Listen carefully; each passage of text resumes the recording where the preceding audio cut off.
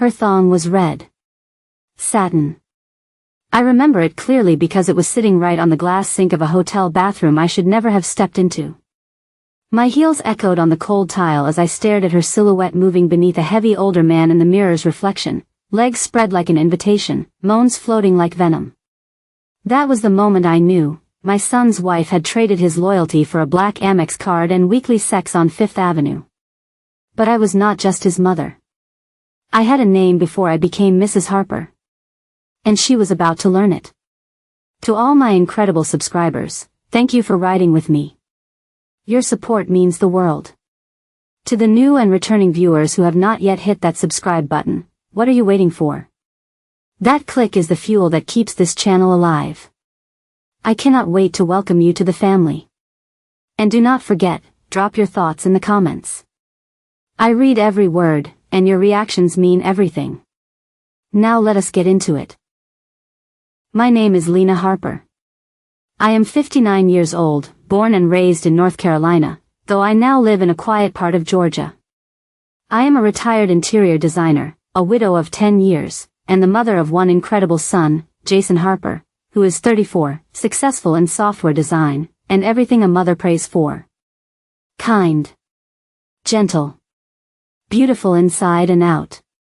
When he introduced me to Amber, his then-girlfriend, 4 years ago, I had smiled, politely. But something in me, my mother's instinct, shivered.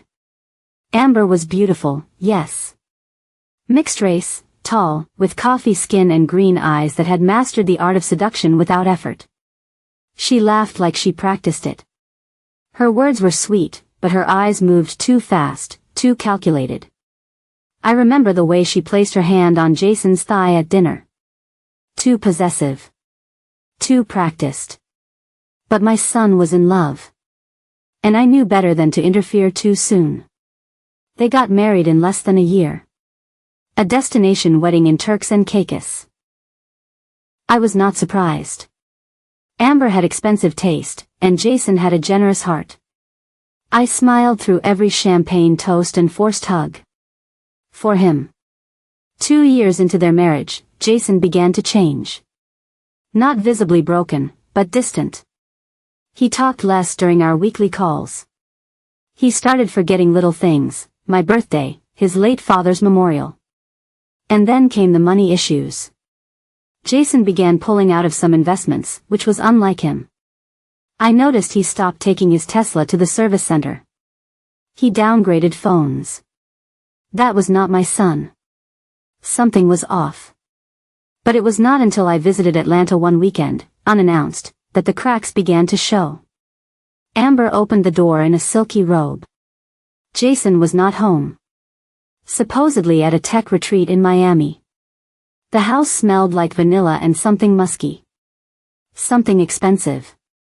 I stepped into the living room and noticed the Cartier box on the table, unopened. The scent was not Jason's cologne. I let it go that day. But I did not sleep that night. 3 weeks later, I saw Amber again, only this time, it was not in Jason's home. It was at the Essex Hotel downtown. I had gone for a fundraiser gala with an old friend. On my way to the powder room, I took a wrong turn and opened the door to what I thought was a side lounge.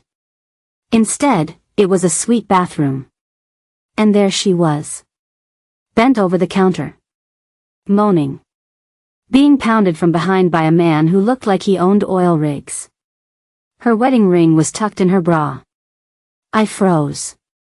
She did not see me, but I saw everything. I walked out quietly, heart pounding. I left the gala early, drove home shaking. I felt sick. Not because of the sex. I was not a saint. I had lived, loved, sinned. But because my son, my sweet boy, was in love with a woman who used his last name to fund her double life. I waited a full week before saying anything. I needed to be sure. I needed proof. So I started digging. I hired a private investigator, someone discreet. A former client owed me a favor.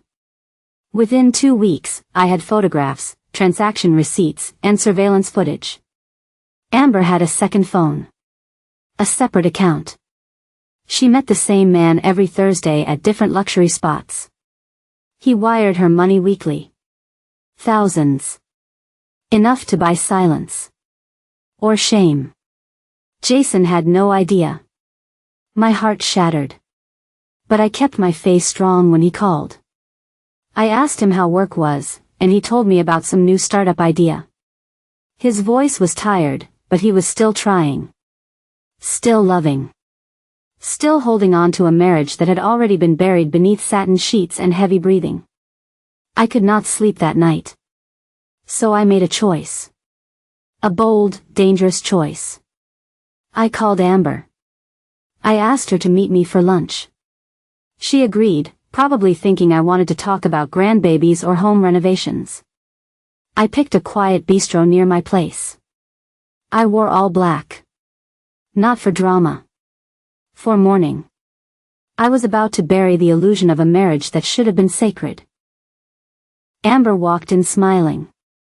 She wore a red dress. Tight. Flawless makeup.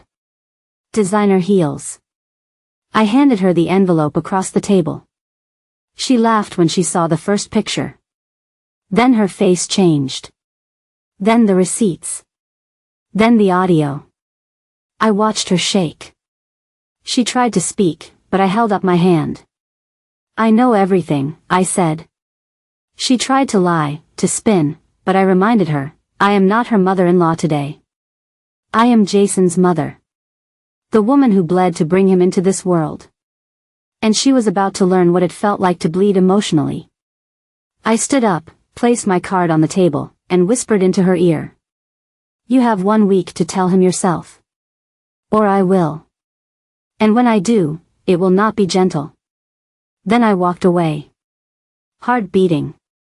But spine straight. I was his mother. And that still meant something. Amber did not tell him. 7 days passed.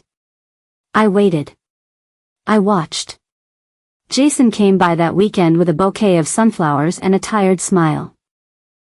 I studied his face, looked for signs of brokenness, but found only confusion, his confusion. Not hers. She had said nothing. Instead, she had repainted the lie even thicker, acting sweet, doting, affectionate. She even brought him a homemade pie to my porch. My son had no idea the woman beside him was swallowing guilt like it was wine. So I knew then, I would have to be the one to break him, to save him. That Sunday, after church, I asked Jason to sit with me in the sunroom. I could barely breathe. My fingers shook. But my heart? My heart was steel. I gave him the folder. He did not open it at first. He just looked at me, confused, like a child who senses danger but cannot name it. I told him to open it. He flipped the first page, and I saw it, that moment. That shift. The drop in his chest. The heat that rose to his face. A photograph of his wife, on her knees, in a hotel suite. The same dress she wore to his best friend's birthday dinner. Jason's jaw clenched. He flipped more. Bank transfers, texts from a hidden number. Video stills. He did not say a word. Just sat still. Eyes blinking too fast. Then finally, why? I had no answer. Not for that. I told him I was sorry. That I waited, hoping she would tell him herself. He stood up. Pushed the folder away like it burned him. He said he needed to be alone. He left. I did not hear from him for 2 days.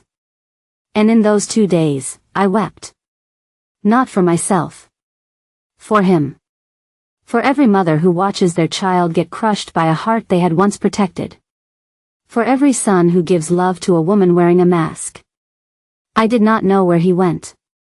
Until the third night, I found him on my porch. He looked rough, unshaved, bloodshot eyes. But he was calm. Dead calm. That scared me more than rage. He sat beside me and said, "You were right." I said nothing. He said, "You saw it.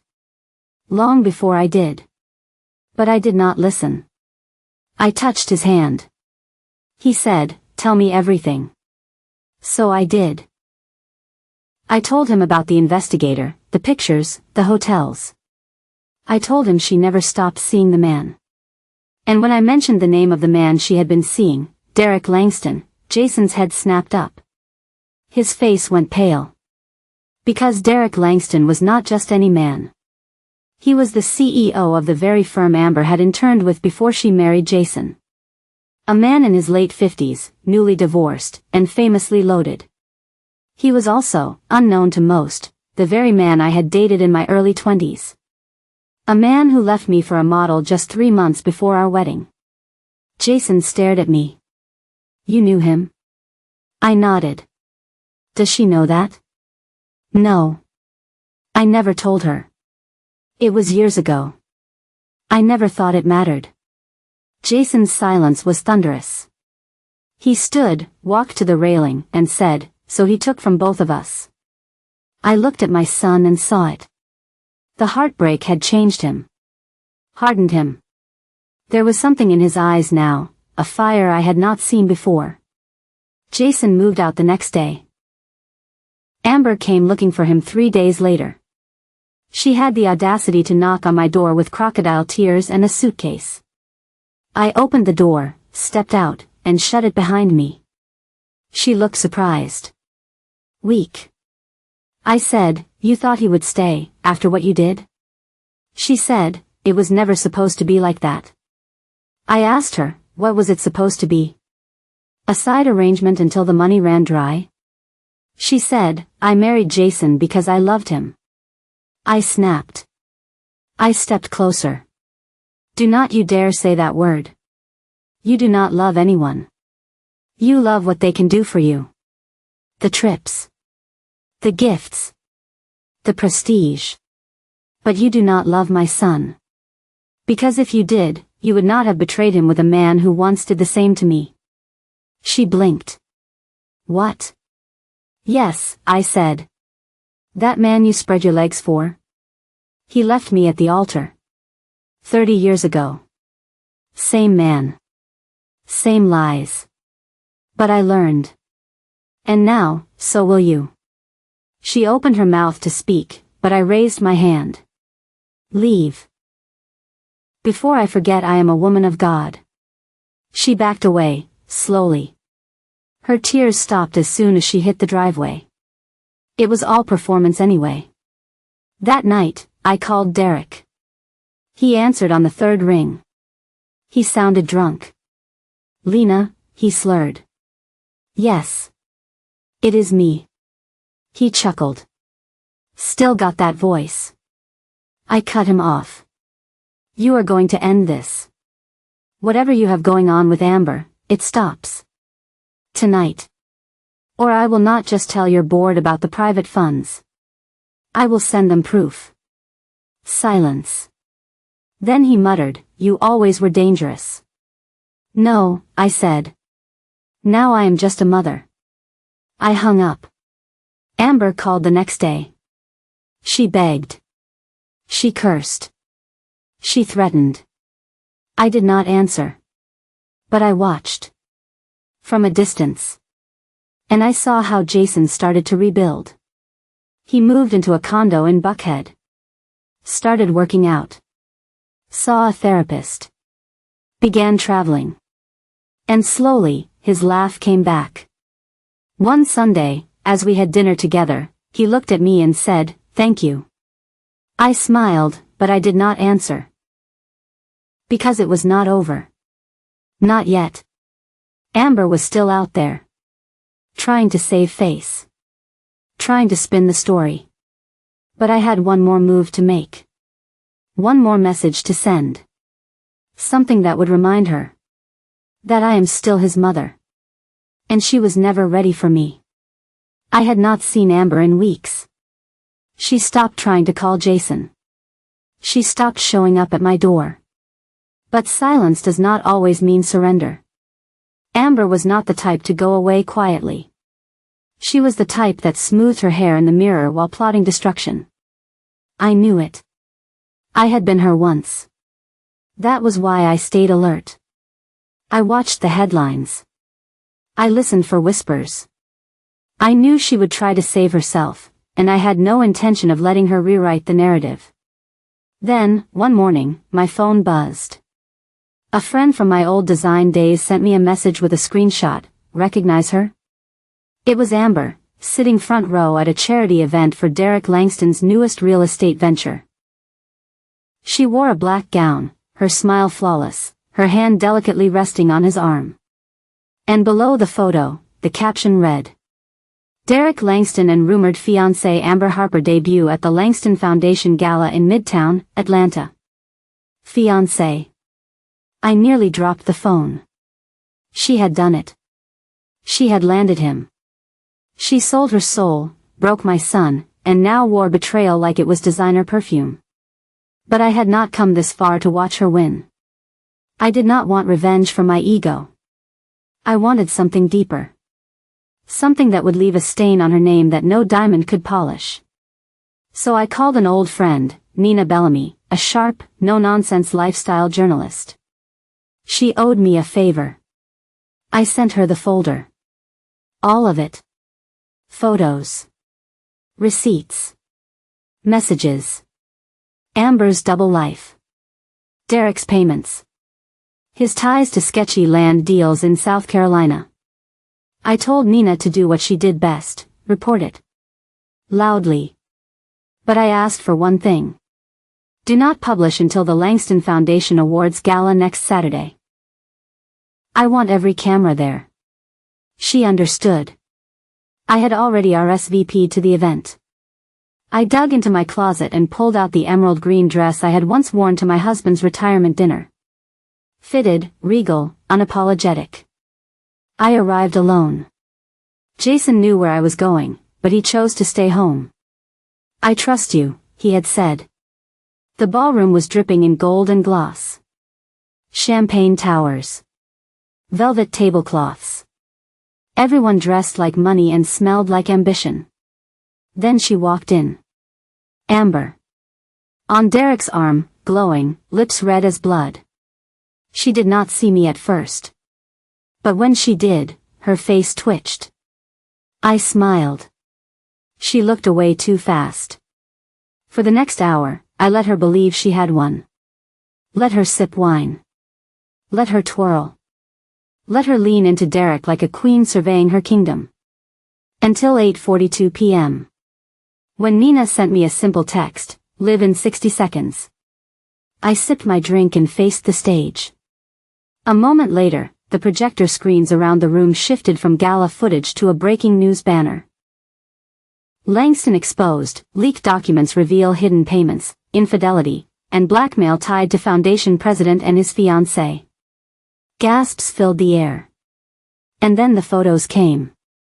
Amber, naked in a hotel mirror. Bank transfers. Voice messages. Even the moment I caught her at the Essex. People screamed. Derek stood frozen, eyes wide, face draining of color. Amber covered her mouth. She tried to speak to him, but he stepped away. Security was already moving.